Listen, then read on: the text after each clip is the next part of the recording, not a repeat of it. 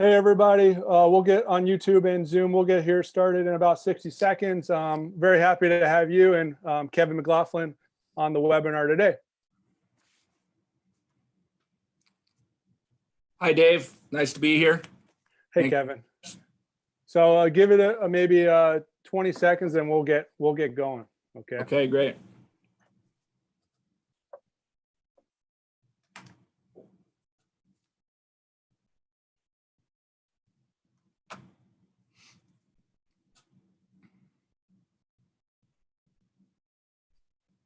Okay, Kevin, you ready? Ready. Okay. Hi, everybody. Welcome to USA Hockey webinar series presented by BioSteel and Pure Hockey. We're back at it again for another great week of free webinars, and we're excited to have my boss and Assistant Director of Hockey Development for USA Hockey, Kevin McLaughlin. Kevin, thanks for joining us. Thanks, Dave. I appreciate the opportunity to be here. And I want to say thanks to everybody that has been following the Coach webinar series. And I want to say thank you personally to you for all the work that you've done to produce these and facilitate what's been, I think 9 weeks, or is this the 10th week of some great webinars, some great guests that you've had? I think this is week 9. Week 9? Yeah, I think so. I have to do the math. Yeah. So Ohio State, we didn't really do much math there. So just kidding. But I want to get started here. And, you know, grew up in Texas, but lived in Chicago, kind of been around the US, went to Miami of Ohio. But how did you get started within USA Hockey? So after I graduated college, I moved down to Houston, Texas, and was volunteering with the Youth Hockey Association down there. Just kind of giving back to the game that I felt gave me so much and so much opportunity. And obviously at the time there weren't a lot of hockey or a lot of rinks going on in Houston. So I started volunteering. I became like a volunteer coaching director. I moved from there to San Diego. I got involved in youth hockey out there, just giving back to the game.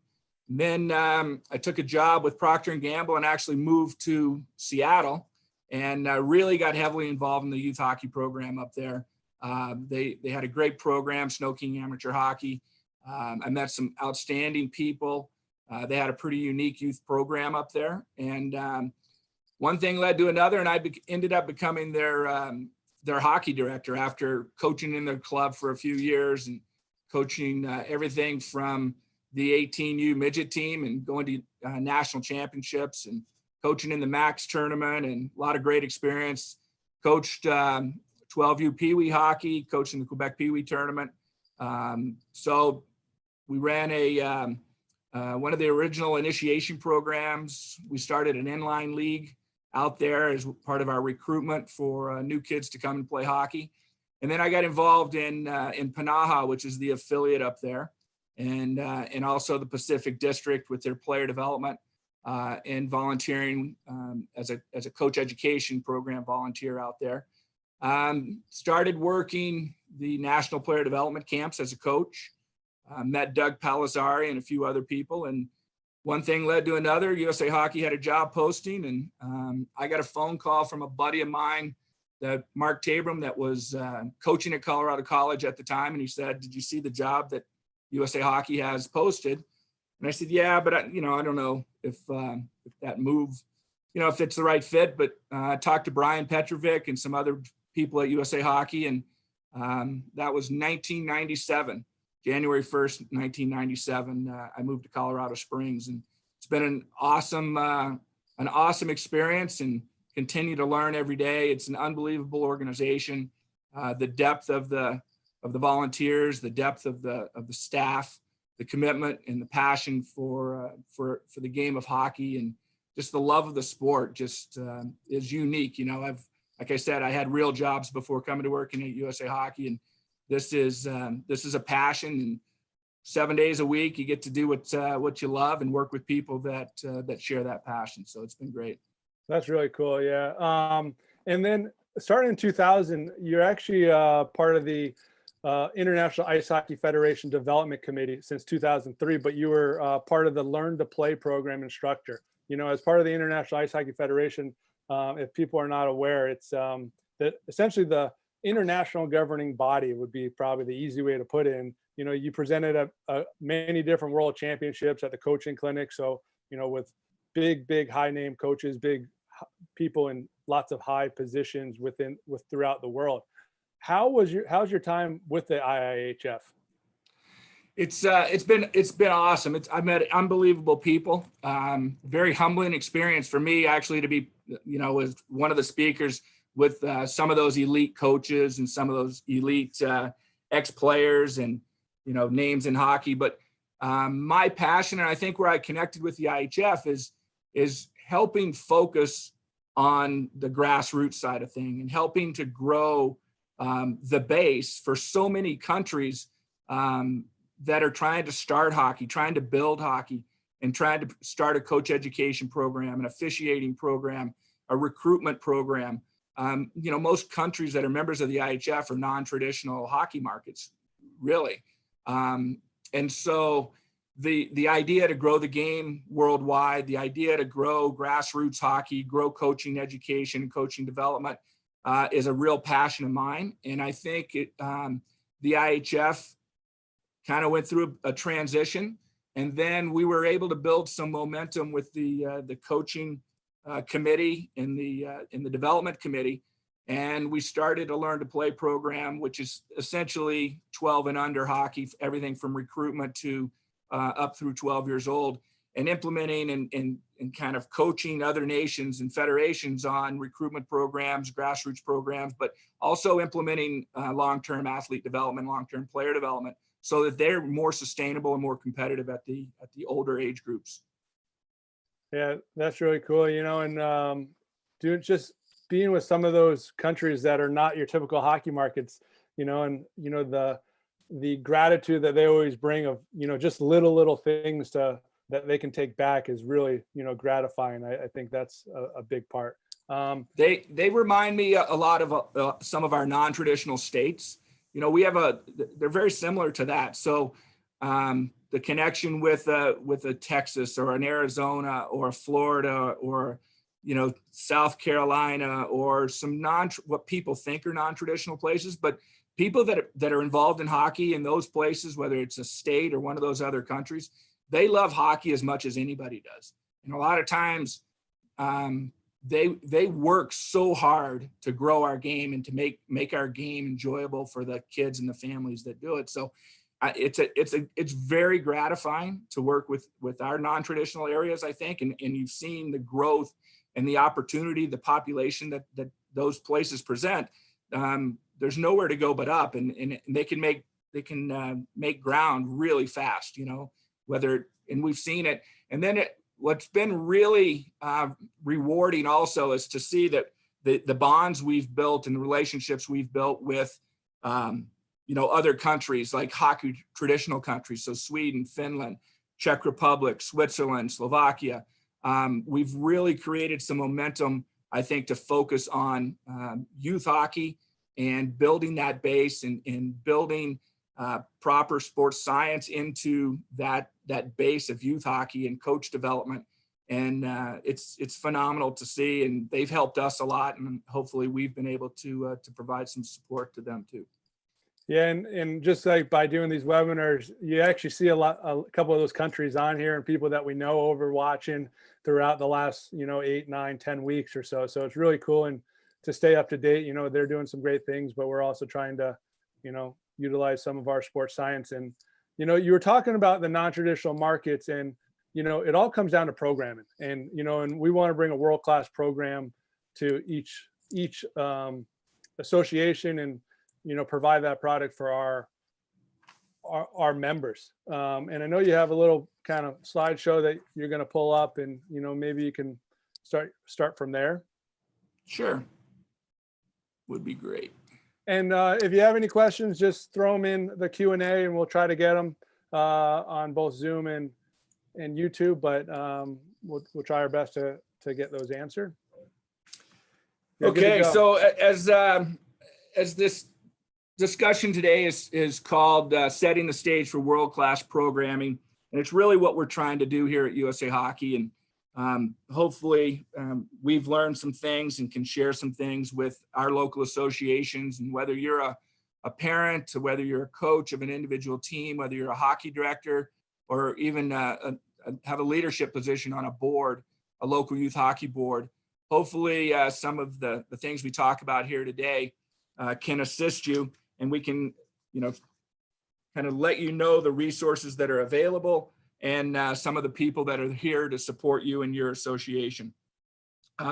Also in the coming weeks, we're going to dive deeper into these topics.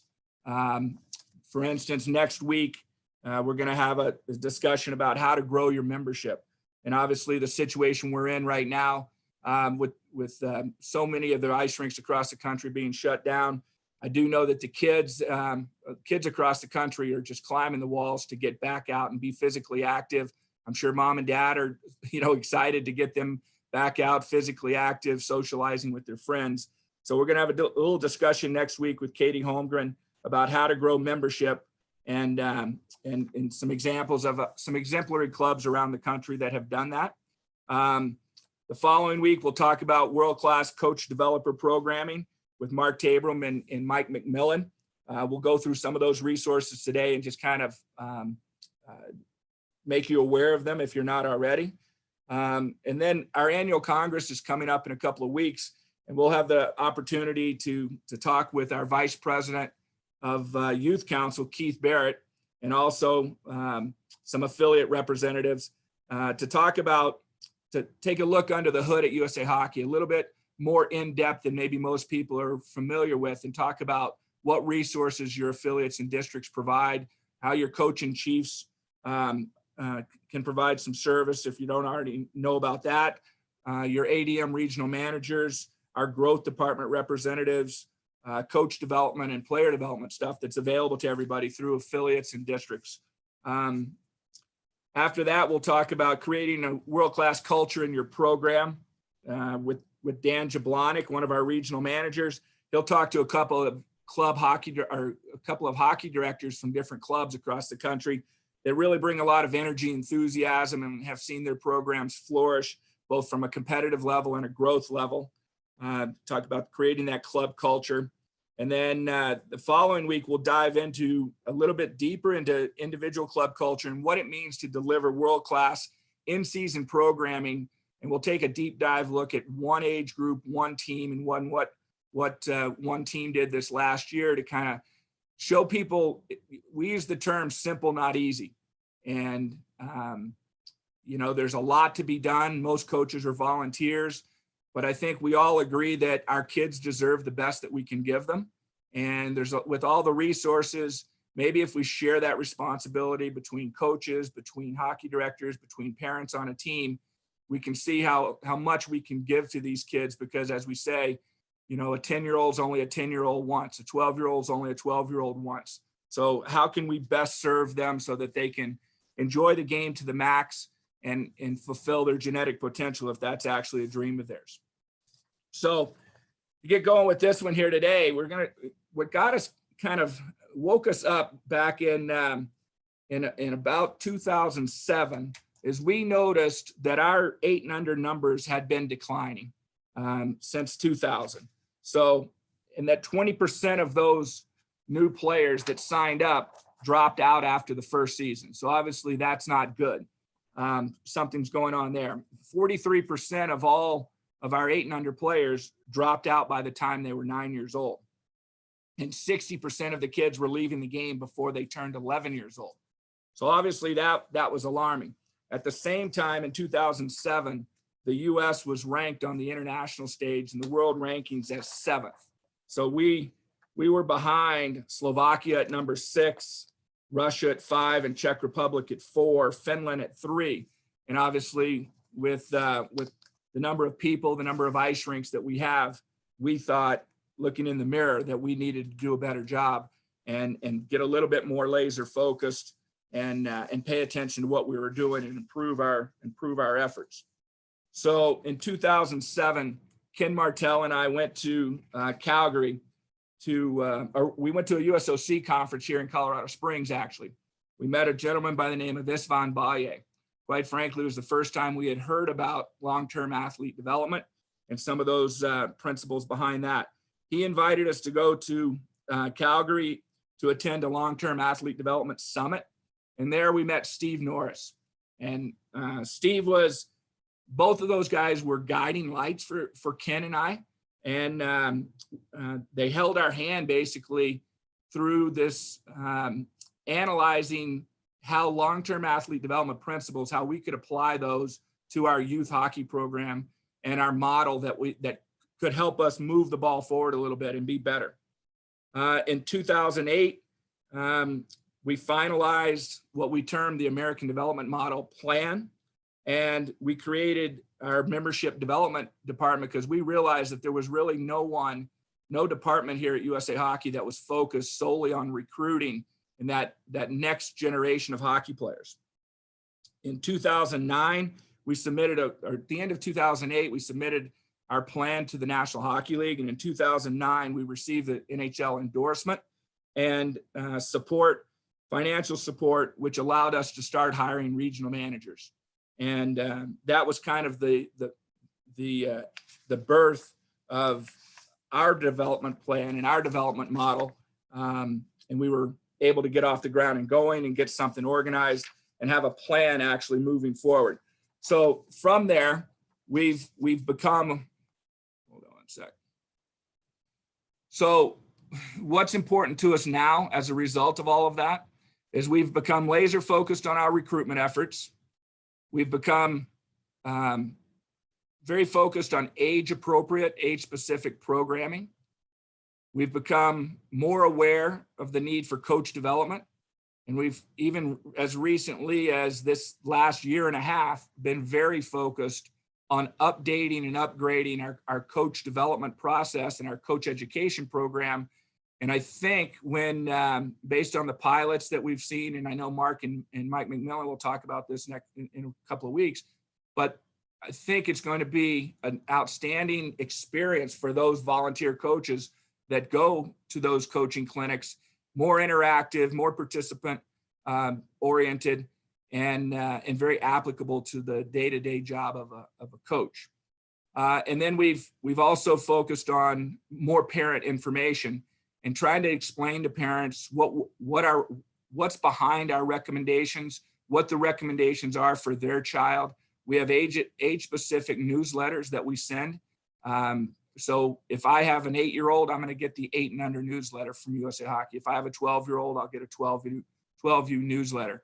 So trying to keep people up to date so that they know what to look for when they go to the rink and they watch their kids' practices, and to try to be very athlete-centered with all of these things, with our programming, with our coach development, and our parent information, to make sure we're 100% focused on the needs and what best serves each individual youth player. So what is player development? That's one of those questions that if you ask probably 20 youth hockey coaches or parents, you're going to get 20 different answers. And it can get either really, really complicated and sports sciencey and drill down, or we can try to deliver the message at a layman's level so that people like me that don't have a sports science background, we can understand it and we can go to the rink and as a youth hockey coach and deliver what's best for our team that we're coaching. So this is a graph put together by Joe Bonnet, one of our ADM regional managers. And I think it really exemplifies what the message is for all of us, is this player development is a massive mound of information and can be overwhelming, quite honestly, if you sit down and try to read the book from start to finish and really implement everything you're doing. But I think the key takeaway here is we have to understand what age group we're coaching. We have to understand that age group is unique. And we have to understand and prioritize that the number one thing we can bring to the rink is to understand we're there to serve. We're there to serve that age group, that team, that group, that year.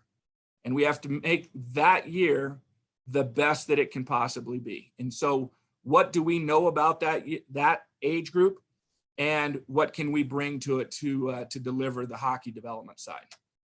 So some key development programming components for our USA Hockey recommendations. And as I think most people know, the American development model is our player development model, from beginner to adult league, recreational stuff, and everything in between, including our national teams, our girls programs, boys programs, and everything in between. So first and foremost, it's age appropriate training. Second, it's efficient practice plans. One thing as a hockey director that I learned right out of the chute is we better have a practice plan. And quite frankly, I plead guilty to this. I show up at the rink with a practice plan, and I pretty much deviate at least one part of practice every single time based on how it's going. But I think in order for us to maximize development and be organized, is we have to have a plan stepping on the ice. What does our team need? Where are we in the season? And what are we going to try to do? And I need to communicate that with my other coaches prior to even coming to the rink. The team I coach with right now is a high school team with a couple of other USA Hockey staffers, Kenny Martell and Kristen Wright, along with a teacher from the school. And we share that email with the practice plan prior to going to the rink. We make assignments, who's going to run which game or which drill or what part of practice. And so we're organized. And then afterwards, we do a little download, a little feedback session. How did it go? Was it good? Was it bad? Should we do that again? Should we not do that again? So you have a record and something that you can build off of. Off-ice training, I think I see this as I travel around the world as one of the weaknesses in our culture, quite honestly. There are opportunities for us to get better there. And I think implementing more off-ice training and making a standard of every one of our trips to the rink, and we'll see great results and great return on our player development with those guys. Body checking. Body checking has been a big point of emphasis for a couple of years now. We've created some resources. We'd like to start seeing that body contact, body checking being taught off ice and on ice, all the way down to the 8 and under. You can start the basics, and we'll walk through some of that stuff here a little later in this presentation, in this discussion. But there's a lot of resources there, and we need to build that up all the way, even before full body checking is allowed at the 13 and 14-year-old age group. And then goaltending. Goaltending's become a priority of ours. Obviously, goaltending might be the most important position.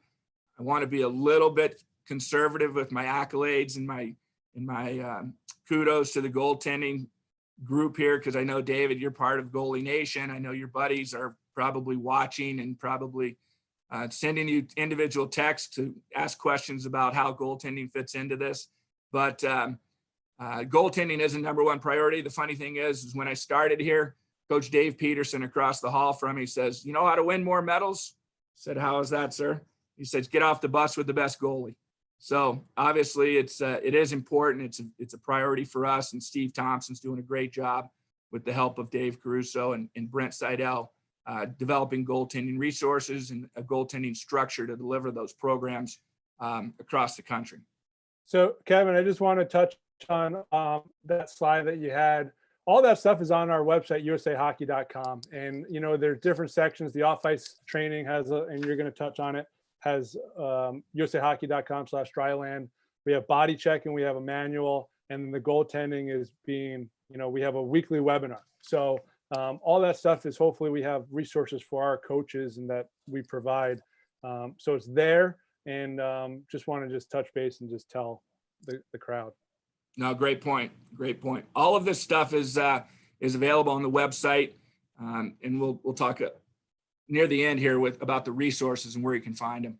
So one question that we all often ask is, do you think or do you know? And so we said, on average, a fully developed NHL player occurs at what age? And this is just a point to reiterate the long-term athlete development. and what is actually normal versus the early matures that we see so frequently. So we asked this question of Dean Lombardi, and lo and behold, here's his comment. You think you're crazy if you think 18-year-olds are even near their maturation. They're not fully developed until they're 26 years old. So that's an NHLer, right? And if we're very focused on developing people, but we make, unfortunately, in our youth hockey culture, all too often we see people making decisions on players, whether they're good or not good enough, sometimes at 9 years old, 10 years old, 12 years old, 14 years old. And this is a marathon. If there's ever a marathon, this is a marathon to become an elite player. So this is kind of the spine and the backbone of our long-term athlete development. These are LTAD stages. This has been endorsed by the U.S. Olympic Committee, the National Hockey League, and you can see, and as David said, there's more details, and each of these has a fully built out stage document on admkids.com. But you can see here that sometimes we think, even at the 12U or 14, 16U, that we've been in hockey a long time and we have pretty elite players, and that those guys are pretty far along in their pathway. But you can see it's only halfway there, or training to win is that elite level of junior hockey or college hockey or NHL. So we, in our office here in the youth hockey department, we focus on pretty much the first 5, and then we turn it over to those older ages. But the active start, the fundamentals, and the learn to train are so critical, because if you remember those data points I mentioned before, where kids were dropping out of hockey, we were losing 60% of our kids before they ever got to the train to train stage. So I think it's critical that we do a really good job and we acknowledge and we understand what those stages are as our kids go through those. Not a great slide, I acknowledge that, but I put it up here because hopefully you've seen this in your rink. This is a large poster that we've sent to every rink in America. And it's a Cliff Notes scaled down version, but it talks about the details of each age group in each of these stages. It breaks it down by age, males and females. It breaks it down by recommended number of practices per year, recommended number of games, and it talks about the priorities for that age group. There's another little infographic that we've used. ADM, simple, not easy, but this also breaks down the number of practices, the number of games, the number of off-ice sessions, to give you a framework. It's not an exact science, but it does give you a framework. One of the frustrating parts when I was a hockey director, when I was a youth hockey coach in Seattle, it was, what should I be doing? What's the recommendation? What's best for these kids? And unfortunately, I probably underserved some of them, coming at it from an ex-college guy or a competitive 18U player, and bringing that mindset and remembering those drills and how much we played or how much we practiced or what we did off ice, and applying that to 8U, 10U, 12U, 14U.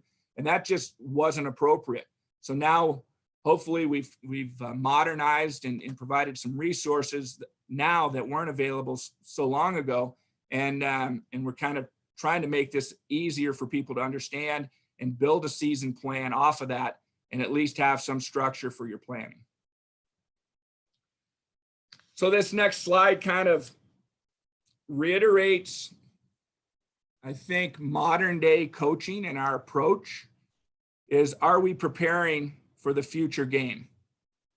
Do we know what the future game is going to look like, or are we coaching how the game looked when we played? And if we're coaching the way the game looked like when we played, we're probably underserving the needs of our players, because the game is evolving. The game's evolving fast. My youngest son graduated from college on Saturday. The commencement speaker was outstanding, I thought.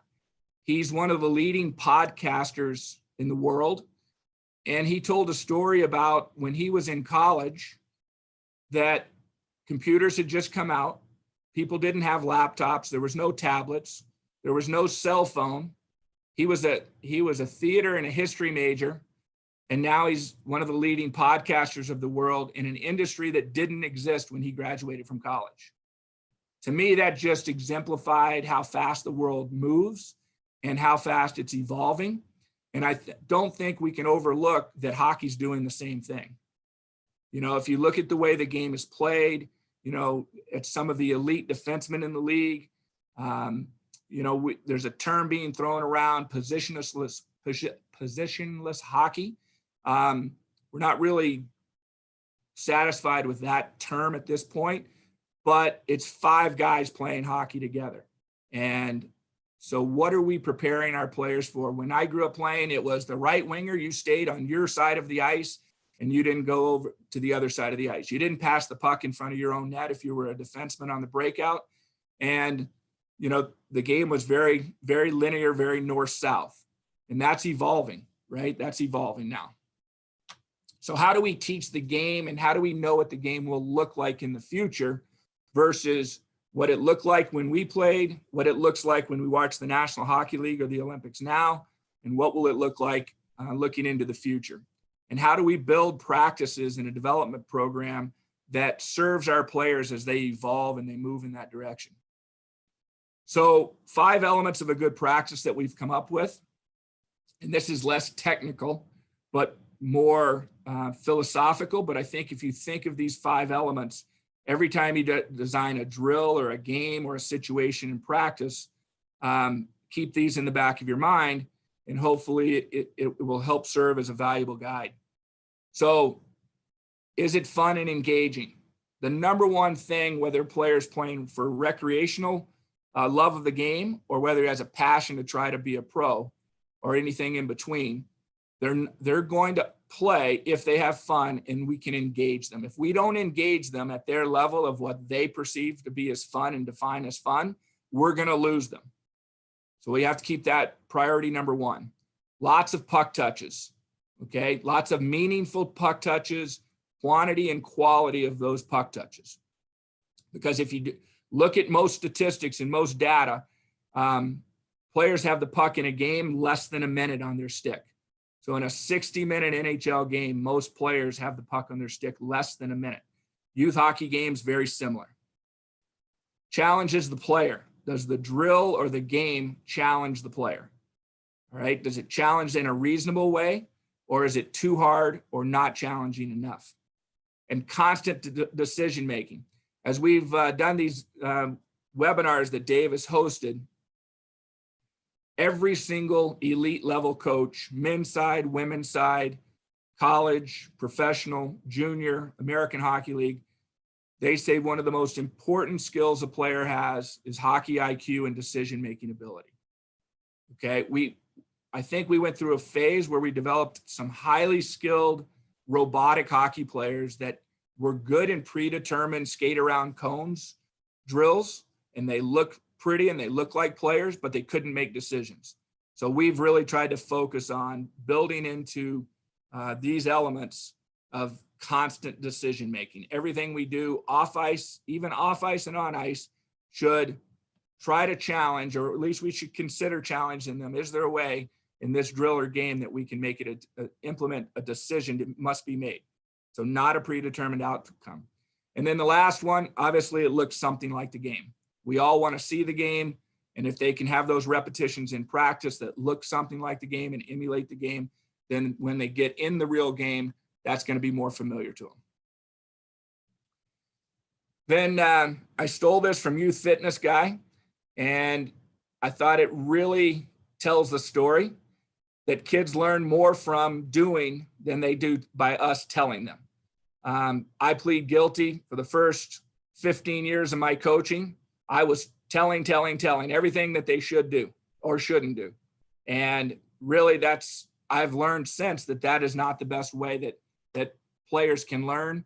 And I was underserving them before. So hopefully we can be better at that. David? So Kevin, and I have a quote, or, Stuart Armstrong was on the podcast, and he talks about showing helping show the players where to look, not telling them the answer or telling them the solution, but showing them where to look. That's your role as a coach. and then let them, I have a couple of young kids too. I can tell them all day not to jump off the thing, but they still do, and they got to learn. Yep. So it just is funny that, that's a great slide, and show them where to look, show them where it is. And you point them in the right direction, and you're their guide. You're their person to help. So It's like guided discovery, right? It's kind of like we have to envision ourselves as teachers, like school teachers. What does an elementary school teacher do? What does a middle school teacher do? What does a high school teacher do? You present them with the problem, you guide them, you support them, but you let them investigate, you let them experience it. And then you're there to help them when they may drift off a little bit. And as you say, tell them where to look.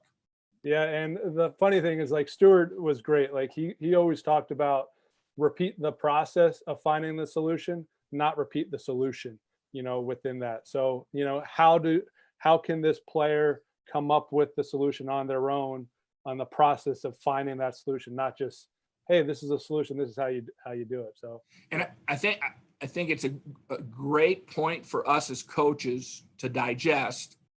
I think it's extremely challenging as a coach when you're coaching 15 to 20 players, that some figure it out and some it takes longer for them to figure it out. So as a coach, how do I fulfill that for every player on my team when they're all going at different paces and different rates? I think that's the fun part of a coach. It's a challenging part. And how can I be better at helping my players through that learning process? and that's being need centered, right? Like need centered, player centered, where, this player might need a little different, and that's your role as a coach, is to try to find those areas that you can help improve, whether it's yourself by guiding, or maybe even having other players be your other voice, another way of helping them. Like, and that's pretty big too. I know we've talked about having players help out with younger age groups, but within their own team, I think you can really, lean on that, especially as they're getting older. Yeah. We talk about player pathways and player development and the maturation of a player. And I think one of the things I've learned as I've gotten older is, it was pointed out to us by some guest we had from Sweden. We were over at the rink, we're watching something, and Joe Bonnet and I and Ken Martell and Kenny Roush were there. And the coach, we were not impressed with something the coach was doing. And he reminded us that every coach has their own pathway as well. So we're all learning and we're all developing and figuring out how we can do this, because there's no light switch, there's no textbook, it's experience. It's trying to constantly study and trying to take from influencers like Stuart and other people. How can we take that and we become better coaches and apply that when we go to the rink on Tuesday, when we go back to the rink on Thursday? How can we do that and do that for every player that we? And yeah, that reflection piece is huge, and having mentors. And a lot of our webinar guests have said, hey, maybe not on the screen, but they said, hey, I have these mentors, boom, boom, boom, and I think that's an important part for our coaches, and, for us to get better and use those people to our advantage. Yeah, for sure. So small area games, small area games, one of those things that everybody in a coaching clinic, you say how many people do small area games, and everybody in the room raises their hand. And then when we do breakouts and we start talking a little bit about it, we find out that there's more depth to what small area games mean, and why do we run them, and what are we trying to get from them. And again, we need to make sure that the players are having fun, they're competing. I think competing is a big part of the thread that runs through USA Hockey and what we want from our elite players, for sure. It can enhance skill development, enhance problem solving in hockey IQ. And that's where, Dave, I think you create that environment. You show them where to look, but you don't necessarily tell them how to solve it. So that's a big part of small area games, is creating that game-like situation, that game-like environment, and maybe directing the player or giving hints to the player, creating the constraints that help that player learn where the solution is. The big one for the 4 games. Oh, go ahead. Sorry. And it's, you want to look at yourself as a place and an environment builder. You know, you're setting up the environment. You know, you're not just coming up with this drill, you're setting up the environment where all our players can learn the best for this situation that they might be going through, or these couple situations. Yeah. And the 4 game roles, this is one that we've really started to talk more about at our clinics and in our coaching programs and in the discussions we have as a staff, is the 4 game roles. So on offense, it's offensive player with the puck, offensive player without the puck, defensive player on the puck, and defensive player away from the puck. And pretty much every small area game that we do, you'll find that those roles probably exist in most of those games. And then you can teach team play in your form of systems also.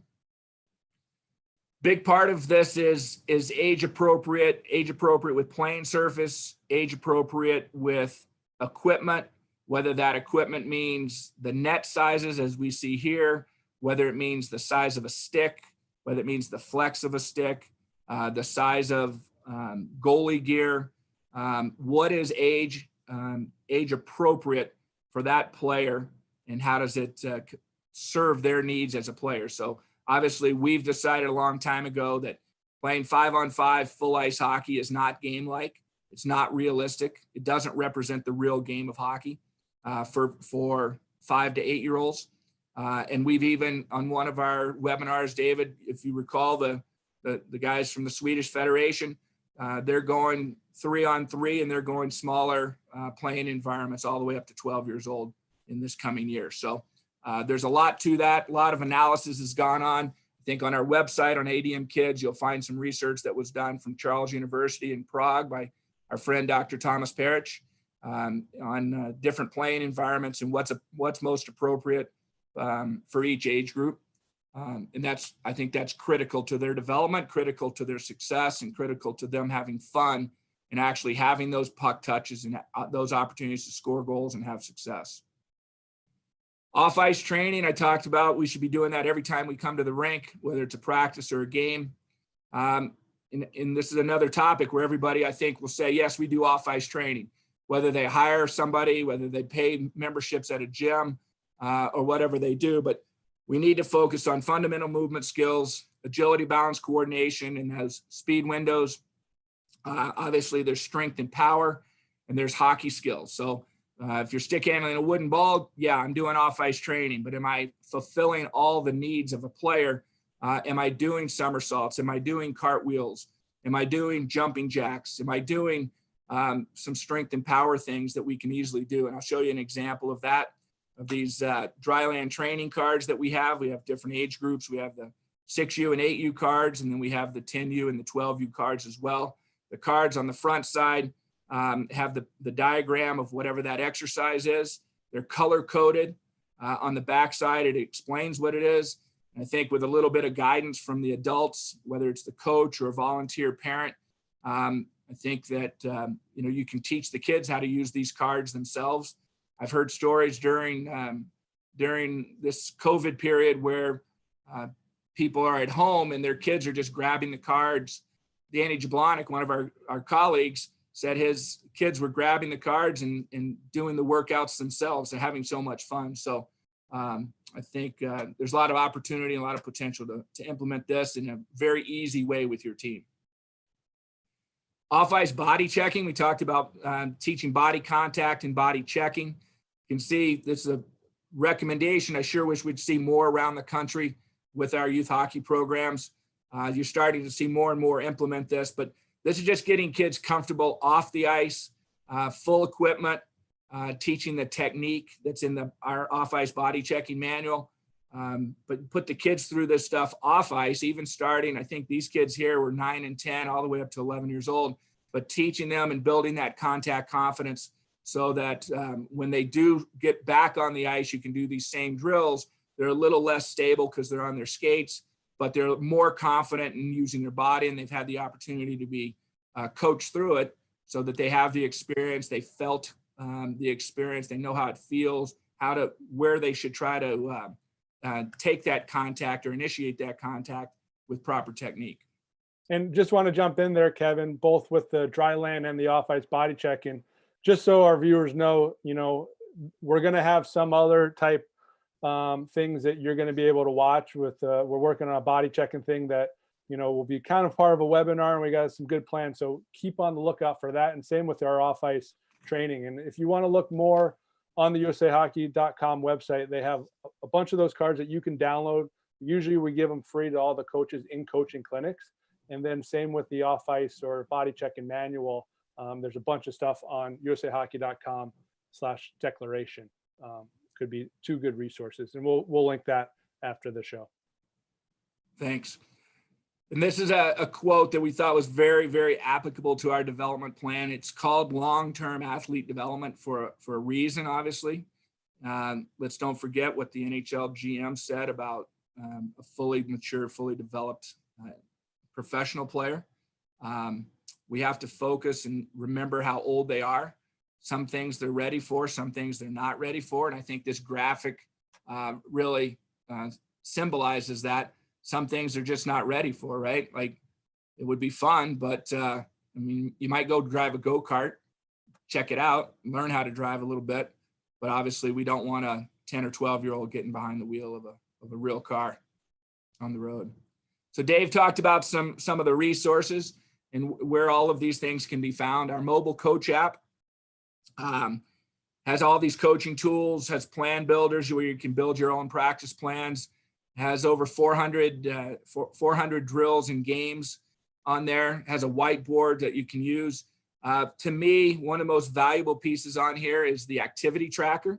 And the activity tracker you can actually track your player during practice. You'll see how much skating time they actually have, how many puck touches, how many passes they make, how many passes they receive, how many shots on goal that they have. There's also a goalie activity tracker. That's a great tool. We encourage everybody, coaches, maybe ask a parent or another coach that'll analyze your practice and give you some feedback. See where where you might be heavy on some things, where you might be missing out on some things. I will guarantee you that the first few times that you have your practice analyzed, you'll be shocked. You'll think the numbers are much higher than they really are. But I think it's a real wake-up call for all of us, and it really gives us data in a very simplistic way to show us what kind of experience the kids are really getting. Are they really getting to shoot the puck? Are they really getting to make passes and make plays? Are they really getting to have the puck on their stick for very long in practice? Are we standing around talking too much at a whiteboard? Are we telling them too much more than and taking away some of their experience to play? So great tool there. I encourage, if you haven't looked at it, I encourage you. And I know Mark and Mike McMillan will talk more about that. But I think that is one of the best tools that's been created, and it's available. And that mobile coaching app is free for everybody's use. Talked about these Dryland training cards. They're very simple to use, very easy, color coded. Hopefully we'll see people using those more. These 10 and under practice planners are these age specific practice planners. They include the long-term athlete development stage. They include some body contact or body checking information in there. They give some sample practice plans so that people can use them as guides. Some goaltending information that are in those. Outstanding resources. Those are downloadable for free also. And I know some coaching clinics provide those to all their attendees as well in hard copy. Small area competitive games books and the teaching concepts through small area games. 2 different books and manuals that are available for download online. I do believe we're working to consolidate those 2 books and actually have added a number of new games to those. But the small area competitive games is broken down by age groups, has some fun stuff, some competitive stuff for each age group. And then the other one is teaching habits and concepts through those small games. But great resources to give you some ideas, to plant some seeds, and let you know some of the resources that other coaches across the country have contributed to the USA Hockey materials. And the Checking the Right Way for Youth Hockey book is a great resource, great manual, has some off-ice and on-ice drills for you. breaks the technique down. It talks all the way from the foundational skills to the full body checking with some great resources. These are all available also on the mobile coach app as well. So what we're trying to do is establish a gold standard across the country. Obviously, we want more people playing hockey. We want more people falling in love and having passion for what we believe is the greatest sport on earth. We want to provide them with a great development experience that's fun, that's motivating. We want to provide our coaches with resources that they can use so that they have an enjoyable experience, so that they're able to serve the players with some recommendations and some proven resources, some proven methods that we've found out and that we've experienced and other people have shared with us. And our ultimate goal is to win gold medals at the Olympics. I know that's not everybody's pathway.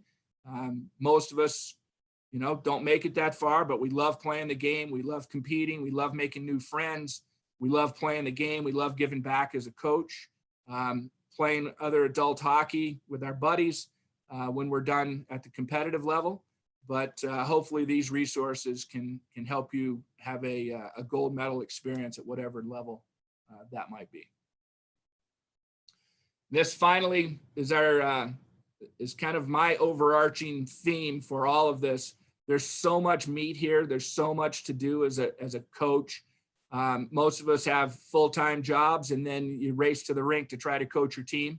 We fully understand it's simple. It's not real complex, right? It's not brain surgery or rocket science, as people like to say, but simple, but it definitely is not easy. We fully acknowledge that. But there's lots there, and there are a lot of people that are here to help and support and serve you. Our ADM regional managers across the country, if you don't know who they are, visit admkids.com, and maybe Dave will provide those resources too when it's rebroadcasted and archived. But if you don't know who they are, they work out in the field, they work with your clubs. All that has to happen is you reach out and you invite and request for our ADM manager to come and help. They can help over the phone. They can help with Zoom. They can help in person. They can come to your rink. They can talk to you, your coaches, your parents, your board, and they can help put a really good plan together to serve you as a coach and also the player needs. So at the end of the day, with all this development talk and all this programming and details, it's time to get to the rink and have some fun. And as we like to say, create the carnival on ice to where it's the most fun experience on earth.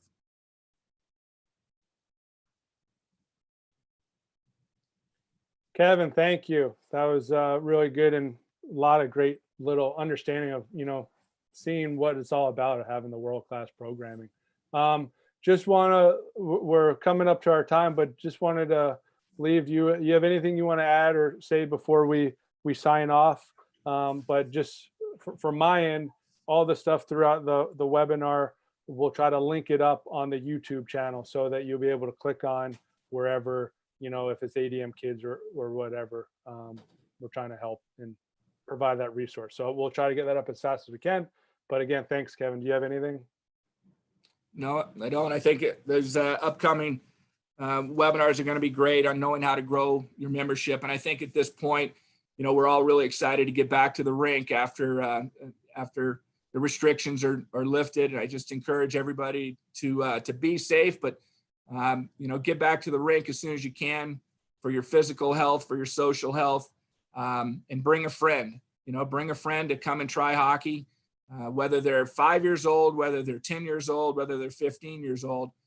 There are people that have fallen in love with the game at all different ages, and coming out of this, I think there's going to be an opportunity for everybody to fall in love with the game. It might be a little different to start. We might not be into full in-season league play right out of the chute. It might look more like practices and some small games and stuff like that. But take advantage of all these resources. We're definitely here to help and support you. And just want to say thanks to all the coaches and all the parents out there for everything you do.